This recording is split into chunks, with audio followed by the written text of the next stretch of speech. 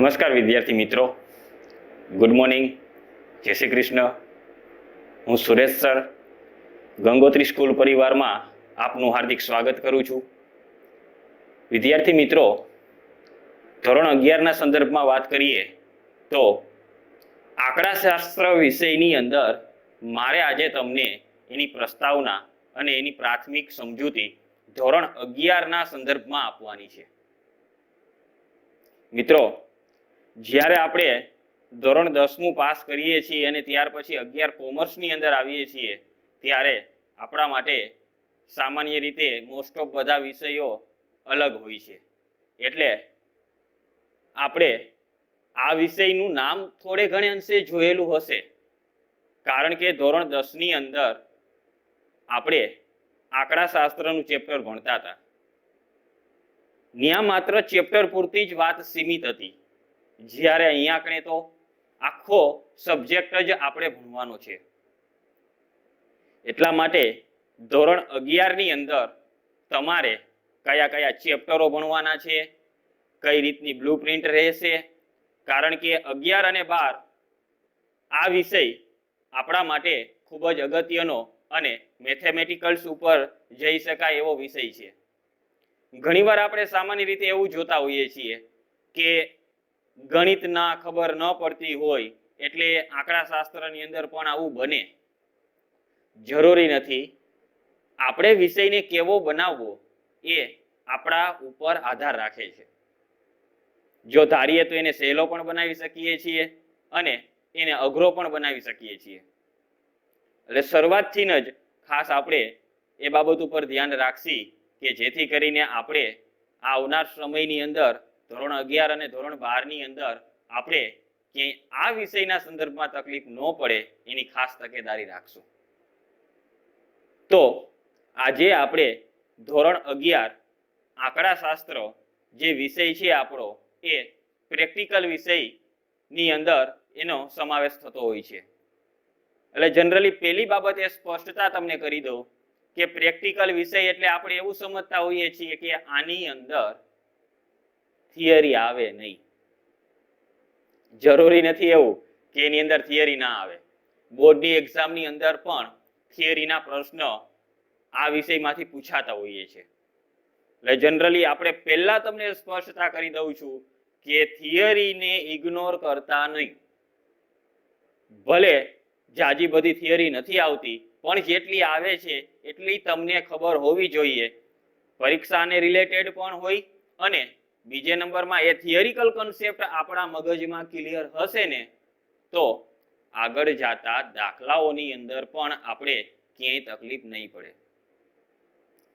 એક બીજી બાબત, અત્યાર સુધી ધોરણ 10ની અંદર તમે જે અભ્યાસ કરતા હતા એની અંદર જે કાંઈ પણ ગણિતની ગણતરીઓ આવતી હતી એ ગણતરીઓ આપણે મેન્યુઅલી કરતા હતા. પરંતુ હવે અહીંયા આપણે ગણતરી મેન્યુઅલી કરવાની નહીં રહે, કારણ કે આપણે ધોરણ 11ની અંદર અને ધોરણ 12ની અંદર પણ જે પ્રેક્ટિકલ, સ્ટેટ અને અકાઉન્ટ જેવા સબ્જેક્ટો છે એની અંદર આપણે કેલ્ક્યુલેટરનો ઉપયોગ કરી શકીએ છીએ. જેથી કરીને આપણે ગણતરી હવે મેન્યુઅલી કરવાના બદલે કેલ્ક્યુલેટરમાં જ ગણતરી કરવાની થશે. જે સાદું કેલ્ક્યુલેટર હોય છે, સાયન્ટિફિક કેલ્ક્યુલેટર નહીં, સાદું કેલ્ક્યુલેટરનો જ આપણે ઉપયોગ કરીએ છીએ. એટલા માટે હવે ગણતરીનું કામ થોડું સરળ થઈ જશે. બીજું, કોઈ પણ પ્રકારનો ડર આપણા મગજમાં ન હોવો જોઈએ કે આપણે ગણિત નથી આવડતું એટલે આમાં પણ એ જ પરિસ્થિતિ આવીને ઊભી રહેશે. જરૂરી નથી. મેં અગાઉ પણ તમને કીધું, તમારે વિષયને કેવો બનાવવો છે એ તમારા ઉપર આધાર રાખશે. એટલા માટે એ પણ એક ડર મગજમાંથી તમે લોકો કાઢી નાખજો. હવે ધોરણ 11ના આંકડાશાસ્ત્રની વાત કરીએ આપણે તો આપણે કુલ કેટલા ચેપ્ટરો ભણવાના છે. ચેપ્ટરની અંદર બોર્ડની એક્ઝામને ધ્યાનમાં રાખીને બ્લુપ્રિન્ટ કઈ રીતની હોય છે, આવી બેઝિક બાબતો માટે જ આપણે અહીંયા મળ્યા છીએ અત્યારે. તો મિત્રો, હવે આપણે ધોરણ 11ની અંદર વિષય છે આંકડાશાસ્ત્ર. બાજુમાં લખેલું છે 135, 135. આ જે 135 લખેલા છે એ વિષય કોડ છે. એટલે તમારે આ કોડ એક યાદ રાખવાનો. જો કે આ કોડ તો યાદ રહી જાય એમ જ છે, એટલા માટે કારણ કે 12મા ધોરણની અંદર જ્યારે રેસીપ આવશે એની અંદર આ કોડ લખેલો હશે. વિષય કોડ છે 135 એટલે કે 135. આજે આપણે માત્ર પ્રસ્તાવના જ જોવાની છે કે કયા ચેપ્ટર છે, એ ચેપ્ટરની અંદર કઈ કઈ બાબતોનો સમાવેશ થાય છે, અને છેલ્લે હું તમને 12મા ધોરણની જે બ્લુપ્રિન્ટ છે એ જ બ્લુપ્રિન્ટને આપણે ધોરણ 11માં ફોલો કરીશું, એટલે એ બ્લુપ્રિન્ટ પણ તમને સમજાવવાનો પ્રયત્ન કરીશ. મિત્રો, આપણે કુલ 9 ચેપ્ટરની અંદર ધોરણ 11નું આંકડાશાસ્ત્ર પૂરું કરવાનું છે.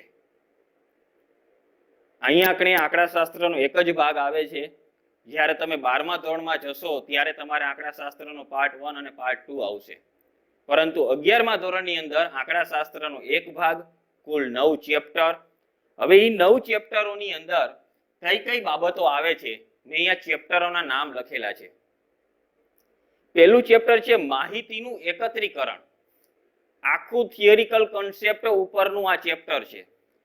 જે પહેલું ચેપ્ટર છે માહિતીનું એકત્રીકરણ, એટલે કે આ ચેપ્ટર આખું થિયરી રિલેટેડ છે. એટલે કે આની અંદર આંકડાશાસ્ત્રનો ઇતિહાસ આવી જશે.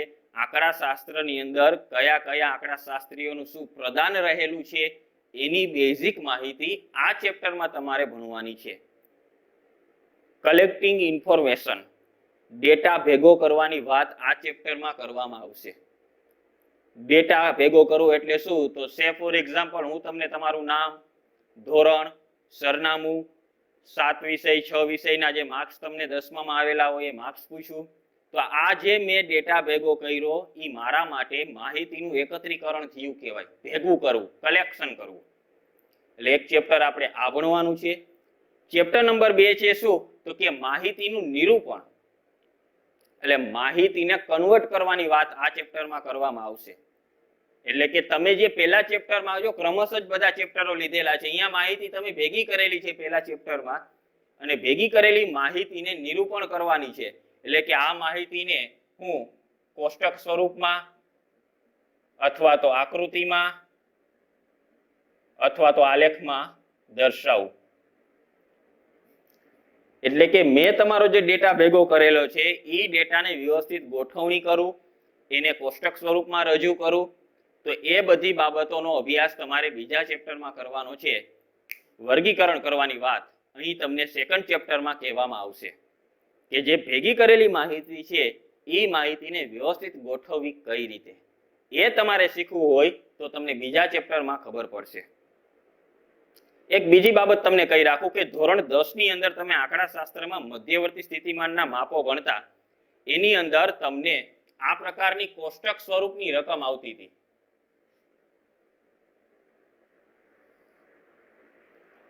અહીંયા કોઈ પણ પ્રકારનો ડેટા આપેલો હોય તમને અને અહીંયા એની રકમ આપેલી હોય, એટલે તમને કીધેલું હોય મધ્યક શોધો, મધ્યસ્થ શોધો, બહુલક શોધો, કોઈ પણ માહિતી તમને કીધેલી હોય એ તમને શોધતા ધોરણ 10માં શીખી ગયા છો.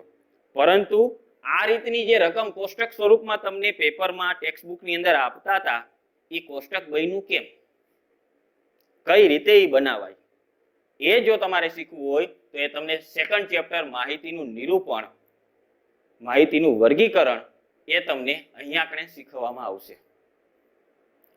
ત્રીજું ચેપ્ટર છે મધ્યવર્તી સ્થિતિમાનના માપો. જે મધ્યવર્તી સ્થિતિમાનના માપો છે, એટલે આ ચેપ્ટર તમે ભણશો, અહીંથી આપણું પ્રેક્ટિકલ શરૂ થશે. આ બે ચેપ્ટરો લોજિકલી છે, થિયરિકલ છે, દાખલાની ગણતરી નથી આવતી. બીજા ચેપ્ટરમાં કોષ્ટક બનાવવા સુધીનું સીમિત છે. ત્રીજા ચેપ્ટરથી આપણે દાખલા શરૂ થાય છે. અને ત્રીજું ચેપ્ટર એટલે મધ્યવર્તી સ્થિતિમાનના માપો. એટલે મધ્યવર્તી સ્થિતિમાનના માપો આવે એટલે તમને ઈ માપો કયા કયા છે તો તમને એ એક બે માપો વિશે તમને અગાઉ ખબર જ છે. હું અહીંયા લખીશ એટલે તમને ખબર પડશે. એક છે મધ્યક, એક છે મધ્યસ્થ, એક છે બહુલક. આ ત્રણ માપો મધ્યવર્તી સ્થિતિમાનના કુલ 5 માપો છે, એમાંના મેં 3 માપો લખ્યા છે, મધ્યક, મધ્યસ્થ અને બહુલક. અને પછી આવશે ગુણોત્તર મધ્યક અને પછી આવશે સ્વરિત મધ્યક. આપણે પણ મિત્રો અહીંયા આપણે આ ત્રણેય માપોનો ફરી પાછો અભ્યાસ કરવાનો છે. એટલે હવે મજા પડી ગઈ આપણે. શું કામ? કારણ કે આ તો આવડે જ છે. આપણે ધોરણ 10 ની અંદર ગણિતની અંદર આપણે ખબર છે કે આંકડાશાસ્ત્રનું જે ચેપ્ટર આવતું હતું એ ચેપ્ટરની અંદર મધ્યક, મધ્યસ્થ અને બહુલક આપણે ઓલરેડી શીખી ગયા છીએ. એટલે આપણે એવું માનીએ કે સરસ આપણે આ બાબત ખબર છે. હા, એવું જોવા જઈએ તો એ બાબત તમને ખબર જ છે, પરંતુ એ પ્રાથમિક માહિતી જ તમે ધોરણ 10 ની અંદર શીખેલા છો. બીજો એક ફાયદો એ કે ધોરણ 10 માં તમે જે ગણતરી કરતા હતા એ મેન્યુઅલી હતી. હવે અહીંયા તમારે કેલ્ક્યુલેટરમાં ગણતરી બધી કરવાની છે. અને બીજું, ધોરણ 10 ના લેવલ કરતા થોડું એડવાન્સ અહીંયા તમારે ભણવાનું છે. મધ્યક, મધ્યસ્થ, બહુલક આ ત્રણેય ટોપિકો વિશે થોડું ઊંડાણપૂર્વક અભ્યાસ તમારે ધોરણ 11 ની અંદર કરવાનો છે. પછી ગુણોત્તર મધ્યક અને સ્વરિત મધ્ય ક્રિયા એની બેઝિક માહિતી જ આપણે ભણવાની છે. વધારે ડીપમાં આપણે આપેલું નથી, એટલા માટે આપણે ખાલી પ્રાથમિક માહિતી જ ગુણોત્તર મધ્યકની એની ભણવાની છે. એટલે વાત કરીએ ત્રીજા ચેપ્ટરની, મધ્યવર્તી સ્થિતિમાનના માપો. યાદ રાખજો 5 માપોનો અભ્યાસ આપણે કરવાનો છે. એમાંના 3 માપો મધ્યક, મધ્યસ્થ અને બહુલક. આ ત્રણેય માપો વિશે આપણે અગાઉ શીખી ગયા છીએ. એ ફરી પાછું અહીંયા રિવિઝન થશે અને એના કરતા થોડું એડવાન્સ પણ આવશે. પછી વાત કરીએ ચોથું ચેપ્ટર, પ્રસારમાન. મિત્રો એક ખાસિયત છે કે તમને જો ત્રીજું ચેપ્ટર ખબર પડે, આ ચેપ્ટરમાં આપણે મેક્સિમમ સમય વિતાવવાનો છે, જેથી કરીને આ ચેપ્ટર તમને આવડી ગયું એટલે આંકડાશાસ્ત્રનું મોટા ભાગનું ધોરણ 11 નું કામ તમારા માટે સરળ થઈ જશે. મેક્સિમમ પ્રેક્ટિસ કરવી ત્રીજા ચેપ્ટરની અંદર, જેથી કરીને તમને આગળના જે ચેપ્ટરો છે એ બધા જ ચેપ્ટરોનો બેઝ હશે ત્રીજું ચેપ્ટર, મધ્યક, મધ્યસ્થ અને બહુલક. એટલા માટે આ ચેપ્ટરમાં થોડું ઊંડાણપૂર્વક અભ્યાસ કરીશું, વધારે પ્રેક્ટિસ કરીશું, જેથી કરીને તમને એ જ ચેપ્ટરનો બેઝ પ્રસારમાનની અંદર કામ આવશે. કારણ કે પ્રસારમાન ચેપ્ટર છે નવું. પ્રસારના જે માપો છે એ ચેપ્ટર આપણા માટે નવું છે, પરંતુ બેઝિક જે માહિતી છે ને એ માહિતી તો મધ્યવર્તી સ્થિતિમાનના માપોમાંથી મધ્યક, મધ્યસ્થ અને બહુલક ઉપરથી જ આવશે. કહેવાનો મતલબ કે તમારે પ્રસારમાનનો દાખલો ગણવો હોય ને તો મધ્યવર્તી સ્થિતિમાનના માપોમાં જે તમે મધ્યક, મધ્યસ્થ, બહુલક શોધેલો છે એનો દાખલો પહેલા ગણવો જ પડશે, અને પછી પ્રસારમાનનો થોડો ઘણો જે ફેરફાર આવે એ જ તમારે અહીંયા કણે ફેરફાર સાથે દાખલો ગણવાનો થશે. એટલે પ્રસારમાન પણ એ અગત્યનું ચેપ્ટર છે, કારણ કે એ 12મા ધોરણમાં વધારે પડતું થોડે ઘણે અંશે કે અથવા તો સાવ ઉપયોગમાં આવતું હોય એ રીતનું નથી, કારણ કે પ્રસારમાન રહ્યું એ ધોરણ 12માં આપણે ઘણી બધી જગ્યાએ ઉપયોગી થશે.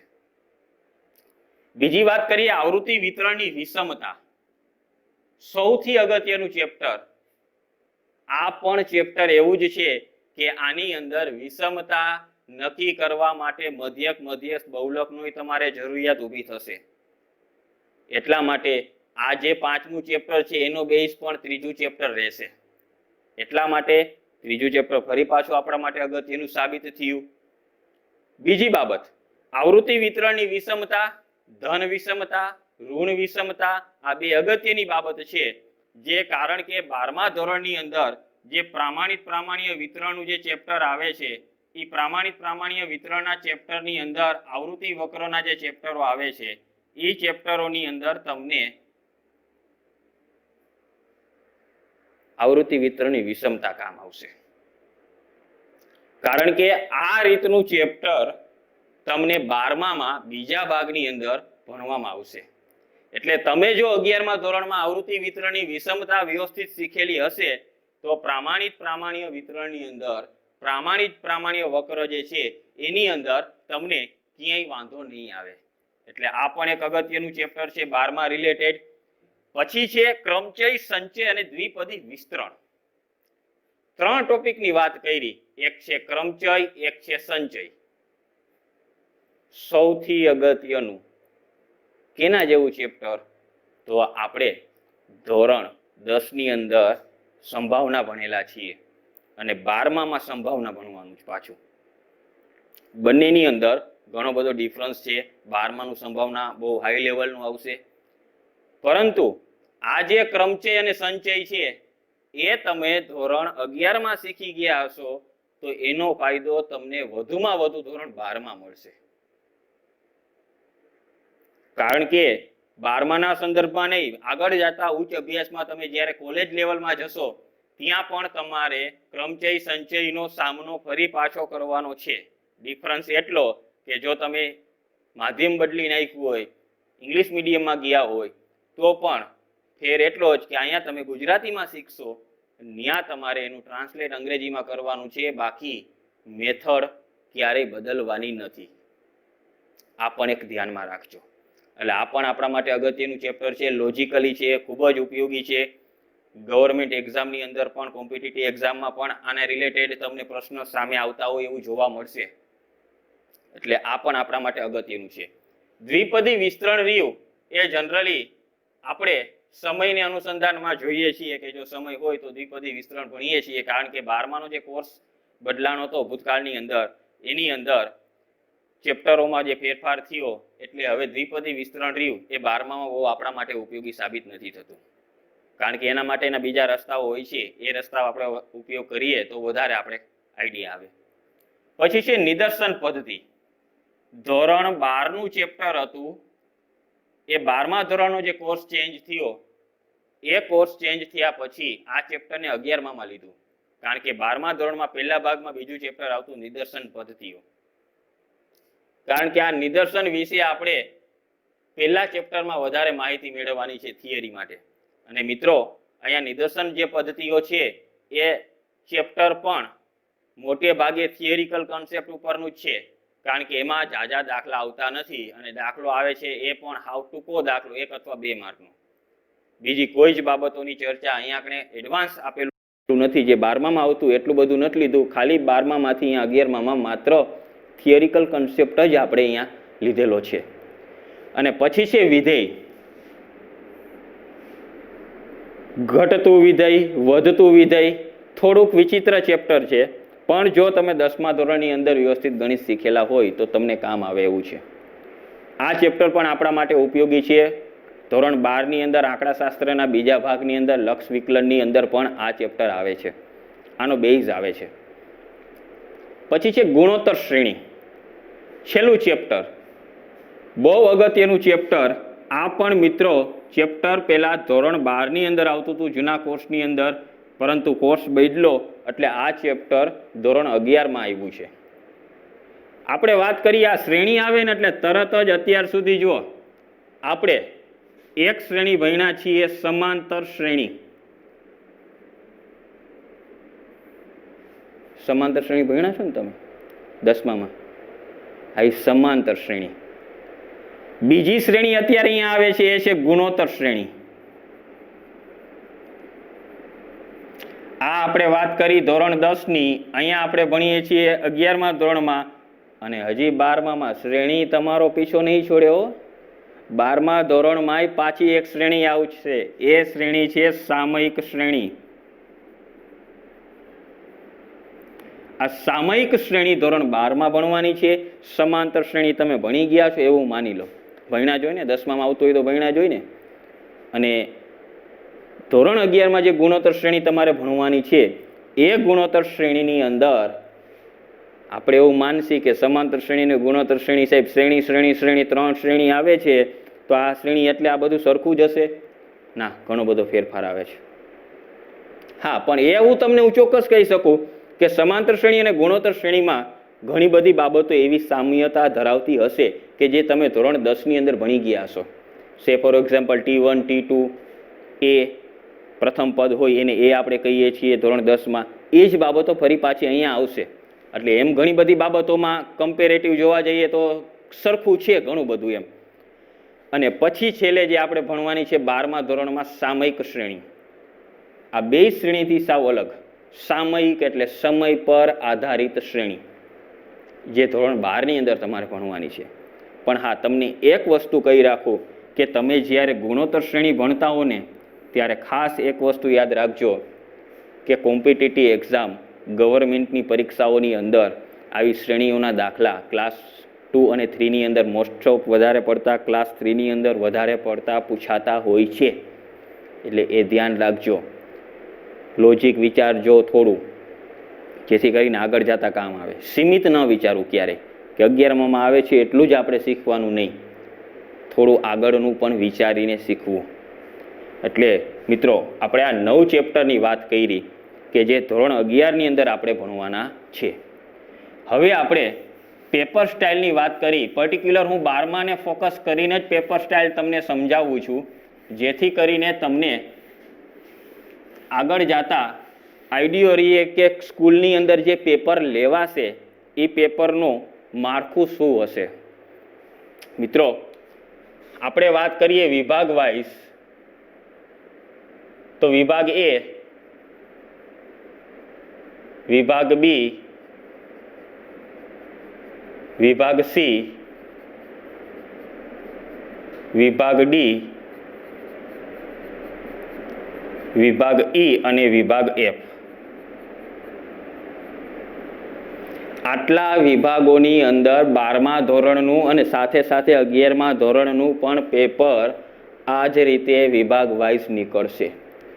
હવે વિભાગની અંદર વાત કરીએ તો કયો વિભાગ શું કહે છે, તો આ એમસીક્યુ પ્રકારના પ્રશ્ન હશે. એટલે કે યોગ્ય વિકલ્પ પસંદ કરી જવાબ આપો. આ જે પેલો વિભાગ છે એ બોર્ડની એક્ઝામની અંદર 10 માર્કનો હોય છે. એટલે કે 10 એમસીક્યુ હશે. એટલે તરત જ રાજી થઈ, હાઈશ 10 એમસીક્યુ તો આવ્યા. થિયરી વાંચેલી નહીં હોય, ટેક્સ્ટ બુકનું જે કોર્નર ક્વેશ્ચન પૂછી શકાય એટલે ટેક્સ્ટ બુકને ફોલો નહીં કરેલી હોય તો સહેલું ન માનતા. પણ બધી નોંધો કમ્પ્લીટ હશે, જે સ્કૂલ દ્વારા નોંધો તમને લખાવવામાં આવશે એ નોંધ તમને જે કમ્પ્લીટ હશે તો ક્યાંય વાંધો નહીં આવે. પછી છે એટલે કે 10 પ્રશ્ન અને 1 માર્ક, એટલે કુલ 10 માર્ક્સ થયા. આ વિભાગ એની વાત કરી. વિભાગ બી ની અંદર તો કે VSQ, એટલે કે એક વાક્યમાં જવાબ.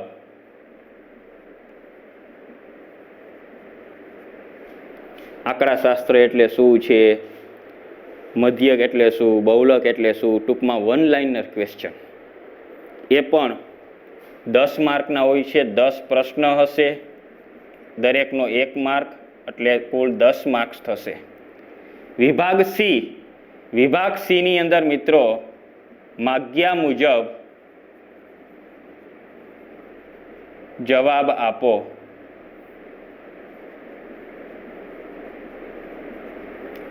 હવે અહીંયા આપણે તમને 2 માર્કનો થિયરીનો પ્રશ્ન પણ પૂછી શકાય અથવા તો દાખલો પણ ટૂંકો પૂછી શકાય. એટલે કે હવે અહીંયા આપણે તમારે થિયરી ભેગી આવે, દાખલોય ભેગો આવે, આવું બનશે ખરા અહીંયા. એટલે કુલ કેટલા પ્રશ્ન હશે, તો કે 10 પ્રશ્ન હશે, એક પ્રશ્નના 2 ગુણ, એટલે કુલ 20 ગુણ થાય. એટલે આપણે 3 વિભાગની વાત કરી, A, B, C. વિભાગ ડી, એમાં પણ માગ્યા મુજબ તમને જે રીતની સૂચના હશે એ મુજબ તમારે જવાબ આપવાનો થાય. માગ્યા મુજબ જવાબ આપો. એ પણ આપણા પાસે કે 3 પ્રશ્ન છે, એ 3 પ્રશ્ન રહ્યા એ 3 ગુણનો પ્રશ્ન અને કુલ 8 પ્રશ્ન, એટલે 24 ગુણ થશે. એટલે કે આપણા પાસે સેક્શન ડી રહ્યો એ 3 માર્કનો હશે અને 3 માર્ક 8 પ્રશ્ન, એટલે સેક્શન ડીના કુલ માર્ક્સ થશે કેટલા, તો કે 24 ગુણ. વિભાગ ઈ પણ જોવા જાય એટલે 4 માર્કનો પ્રશ્ન, 4 પ્રશ્ન હશે અને એના થશે 16 ગુણ. એમાં પણ સૂચના શું હશે, તમને માગ્યા મુજબ જવાબ આપો. 1 માર્ક વાળો પ્રશ્ન એવા 2 વિભાગો, 2 માર્ક વાળો પ્રશ્ન એવો સેક્શન સી, 3 માર્ક વાળો પ્રશ્ન સેક્શન ડી, 4 માર્ક વાળો પ્રશ્ન સેક્શન ઈ અને 5 માર્ક વાળો પ્રશ્ન મોટે ભાગે દાખલા માગ્યા મુજબ જવાબ આપો. 5 માર્ક્સ હશે અને 4 પ્રશ્ન હશે, કુલ ગુણ થશે 20. એટલે આમ તમે જોવા જાઓ એટલે બોર્ડનું આપણું 100 માર્ક્સનું પેપર કમ્પ્લીટ થાય.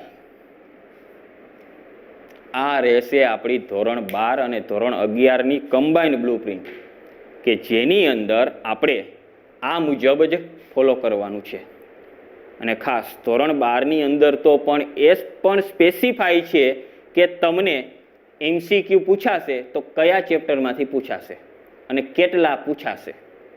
ઇવન ધો તમને એ પણ કહી રાખું કે પ્રશ્નનો ક્રમ પણ 12માની પેપર સ્ટાઇલમાં તમને લખાવી દેવામાં આવશે કે પહેલો પ્રશ્ન તો કે પહેલા ચેપ્ટરનો જ હશે, બીજો પ્રશ્ન તો કે બીજા ચેપ્ટરનો જ હશે. આ મુજબનો ક્રમ પણ ચેપ્ટર વાઇઝ તમને ધોરણ 12માં લખાવવામાં આવશે. એટલે આ મુજબ આપણે ધોરણ 11માં પેપર, દરેક કોઈ પણ પ્રકારનું પેપર હોય, ગમે તેટલા માર્કનું પેપર હોય, આ મુજબ જ આપણે જનરલી પ્રશ્નપત્રની અંદર પ્રશ્ન પૂછવામાં આવશે. જેથી કરીને આ જ પેપર સ્ટાઇલ રહી એ 12મા ધોરણમાં આપણે ફોલો કરવાની છે, કે જેની અંદર 5 માર્ક, 3 માર્કનો દાખલો, થિયરી જે કાંઈ પણ હશે એ કયા ચેપ્ટરમાંથી પૂછાશે. ધોરણ 11માં તો આપણે રેન્ડમલી ગમે ત્યાંથી પ્રશ્ન પૂછશી, જેટલું ચાલેલું હોય એ મુજબ. પણ 12મામાં તમને એ મુજબ બોર્ડની જે પેપર સ્ટાઇલ છે એ પેપર સ્ટાઇલ મુજબ ઢાંચો આ જ રહેશે, પરંતુ ચેપ્ટરનું વેઇટેજ અલગ અલગ હશે. 12મામાં 2 ભાગ ભણવાના છે. પહેલા ભાગની અંદર 4 ચેપ્ટર, બીજા ભાગની અંદર 5 ચેપ્ટર, કુલ 9 ચેપ્ટર 12મામાં પણ ભણવાના છે. પહેલો ભાગ 48 માર્કનો થશે અને બીજો ભાગ 52 માર્ક્સનો થશે. પહેલા ભાગની અંદર બધા જ પ્રશ્નો 5 માર્ક્સના હશે. બીજા ભાગની અંદર 5 માર્કનો એક પણ દાખલો પૂછાશે નહીં. કહેવાનો મતલબ કે 5 માર્કના દાખલા પહેલા ભાગમાંથી જ પૂછાય છે, બીજા ભાગમાંથી નહીં. અને સામે પહેલા ભાગમાંથી 4 માર્કનો દાખલો નથી પૂછાતો. 1, 2, 3 માર્કના હોય પણ 4 માર્કનું નથી હોતું. બીજા ભાગમાંથી બધા દાખલાઓ મોટે ભાગે 4 માર્કના પૂછાય છે. ને 1, 2, 3 માર્કનું તો હશે જ પાછું એમ. પણ મેઇન વસ્તુની હું તમને વાત કરું છું, સેક્શન F રહ્યો ને એ પહેલા ભાગનો હશે 12મામાં અને સેક્શન E બીજા ભાગનો હશે. આ રીતનું આપણો ધોરણ 11 આંકડાશાસ્ત્રમાં બ્લુપ્રિન્ટને ફોલો કરીશું. થોડી ઘણી બધી બાબતો હતી એ મેં તમને 12માના અનુસંધાનમાં પણ કીધેલી છે, જેથી કરીને તમને એક આઈડિયો રહે. અને ખાસ મિત્રો, આ વિષય એવો છે કે જેની અંદર પૂરા માર્ક્સ લેવા હોય તો જાજી તકલીફ પડે એમ નથી. એક જ બાબત કે તમારે સૂત્ર તમને આવડતું હોય એટલે આંકડાશાસ્ત્રનો કોઈ પણ દાખલો તમે ઇઝીલી ગણી શકશો. એટલા માટે સમજવાનો પ્રયત્ન કરજો, ક્યાંય વાંધો નહીં આવે. ગણિત આવડતું હોય તોય ભલે, ન આવડતું હોય તોય ભલે. હવેથી નવી શરૂઆત કરવાની છે આપણે. અને ખાસ કે આપણો ટાર્ગેટ એક જ હોય કે પ્રેક્ટિકલ સબ્જેક્ટની અંદર પૂરા માર્ક્સ આવે એવો જ પ્રયત્ન કરવાનો. આપણો અડધો માર્ક પણ ક્યાંય કપાવવા દેવો ન હોય એવી મેન્ટલી પ્રિપેરેશન સાથે જ આપણે શરૂઆત કરશી આ વિષયની. Thank you very much. All the best બધા સ્ટુડન્ટને.